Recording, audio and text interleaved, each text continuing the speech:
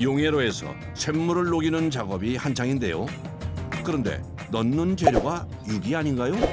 코가 있거나 조그만 티가 있으면은 이거 다 폐기하거든요. 표시해놨죠? 네. 조금만 이렇게 스가 있어도 폐기해가지고 다시 제품을 만들어야 돼요. 요 안에 기포가 있으면은 못 쓰고 다 폐기하는 거예요. 엄청 까다로운 거죠. 딱 봐도 불량인 제품부터 아까울 정도로 티가 안 나는 제품까지 모두 다 용해로에 넣어줍니다. 다시 유기로 만들려면 한 가지 재료가 더 필요한데요. 바로 이 가루입니다. 돈가루예요, 돈가루. 주석하고 합금을 해야 되는데 이 동이 안 들어가면 제품이 안 돼요. 1kg에 주석이 280g이 들어가야 이 방자 제품이 되는 거예요. 불량이 나지 않게 황금 비율에 맞춰 합금을 만들어 줍니다. 유기와 돈가루가 용해로 안에서 잘 섞일 수 있게 저어주는데 이때 용해로의 온도가 1300도씨, 사고 위험이 늘 뒤따르는데요. 여기에 이제 습기가 차든지 물이 묻은 거를 주면은 이게 도가니가 다 날아가요. 터져요, 다. 빵 하고 터지면은 막 천장으로 막 다 올라가고. 그 흔적이 고스란히 남았습니다. 이거 다 이게 다 된 거죠. 이거 다 위험을 무릅쓰고 다시 묵묵히 일하는 사람들. 하지만 열기가 온몸을 덮쳐와 얼굴을 드는 것조차 힘듭니다. 배울 때 이거부터 배워가지고 뭐 지금 나이 먹어서 머리 먹었어요.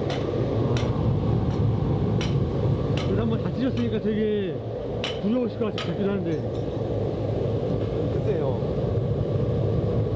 뭐 직업이다 보니까 어쩔 수 없이 해야죠. 하지만 45년 동안 한 길을 파서 이제 전문가가 다 됐는데요. 날 넘으면은 색깔이 빨갛게 이렇게 나오거든요. 펄펄 끓는 쇳물을 초콜릿 모양 틀에 부어줍니다. 이렇게 한 번에 만들어 놓고 유기를 만들 때마다 깨서 사용한다는군요. 용해로에 한 번 녹일 수 있는 양이 300kg. 하루 작업량인 3톤을 맞추려면 서둘러야 합니다.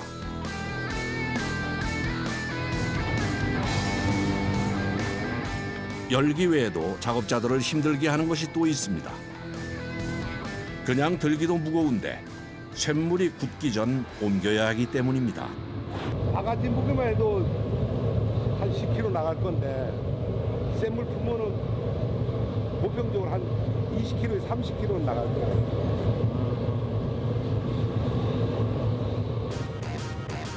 작업자들의 땀과 노력으로 만들어진 합금 덩어리가 충분히 모이면 유기 제작이 시작됩니다. 만들 제품의 금형부터 고르는데요.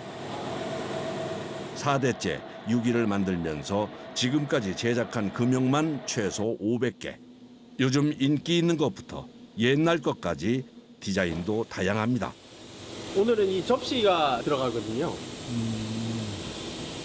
오칠도 입히고 뭐 다양한 뭐 패턴을 줘서 일반 유기가 아니라 좀 새로운 유기들을 시도하고 있습니다.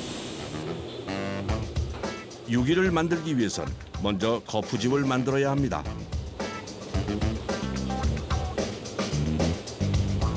강산이 여러 번 바뀌어도 만드는 방식은 예전 그대로인데요. 민물이랑 바닷물이 만나는 지역에 형성된 퇴적포이거든요. 그 퇴적포가 이제 그 갯벌 흙 같은 거죠. 엄청 미세하고 고운 흙이라고 보시면 됩니다. 다 채운 흙은 빈틈없이 다져서 흙 속 공기를 빼주는데요. 거푸집을 잘 만들어야 유기가 잘 나오기 때문에 그릇에 따라 세심하게 작업합니다. 무늬 있는 제품 같은 경우에는 이 표면 무늬가 상하지 않게끔 흙이 달라붙는지 안 달라붙는지 이제 그런 부분들도 이제 봐야지 되는 영역이고요. 침착하게 금형을 뺀 작업자. 애써 만든 거푸집이 망가지기 전에 서둘러 밑에 불을 붙여줍니다. 거푸집의 미세한 틈을 막아주는 한편 수분을 날아가게 하는데요. 수작업이라 불량이 나지 않게 특히 더 조심합니다. 앞과 뒤를 따로 만든 거푸집은 이제 하나로 합쳐줍니다. 거푸집 준비가 끝나면 만들어 놓은 합금을 깨서 녹이는데요. 2kg 정도 되거든요. 그러면은 하나 딱 하면 끝이죠. 접시 하나 2kg 해서 나머지 1kg를 덜어낸다고 보셔야죠. 그새 용암처럼 잘 녹은 합금. 식기 전에 거푸집 안으로 빨리 붓는 게 관건. 다행히 새지 않고 잘 들어갔습니다. 이제 거푸집 안에 있는 접시를 꺼내야 합니다. 긴장되는 순간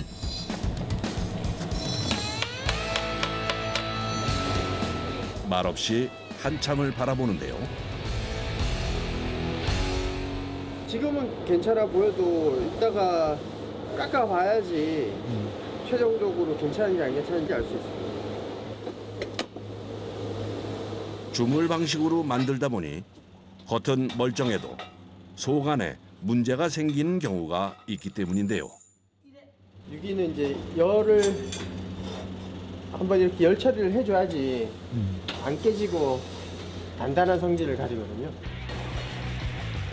700도씨 가까이 열을 가한 접시는 꺼낸 즉시 바로 물에 넣어 급속 냉각합니다.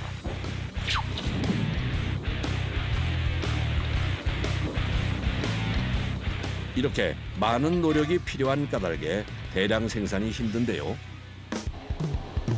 열 처리까지 마친 유기는 표면을 벗기는 가공 작업장으로 향합니다. 고도의 집중력이 필요한 작업. 그 손끝에서 묵은 때를 벗고 황금빛 아름다운 자태를 보입니다. 자질이라 그러는데 이게 형태도 이쁘게 만들고 일단은 매끈하게 만드는 작업이에요. 오랜 시간 유기 만들기에 매진한 사람만 할 수 있는 기술이죠.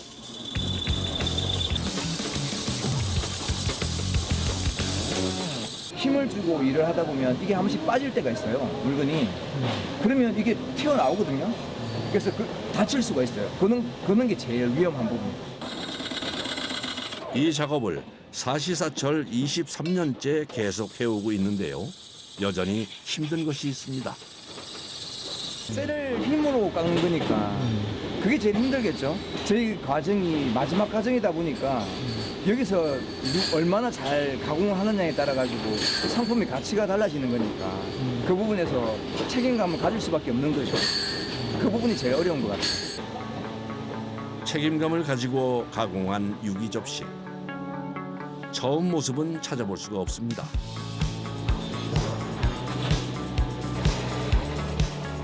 이어서 세밀한 연마 작업으로 접시 앞쪽에 황금빛도 찾아주는데요. 뒷부분까지 완벽하게 가공 작업을 마칩니다. 이제 이렇게 해서 이제 이게 한 가지 공정이 이제 한 가지가 이제 마무리가 됐어요. 이제.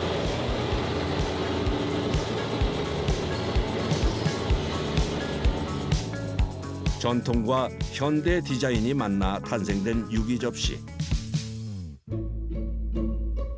소비자의 마음을 사로잡기 위해 전통 유기에 색을 더한 것인데요. 그 온나무 수액으로 만든 이제 염료이거든요. 주석이라고 하는 빨간 돌가루 그런 것들이 이제 혼입돼 있는 그런 염료라고 보시면 될 것 같고요.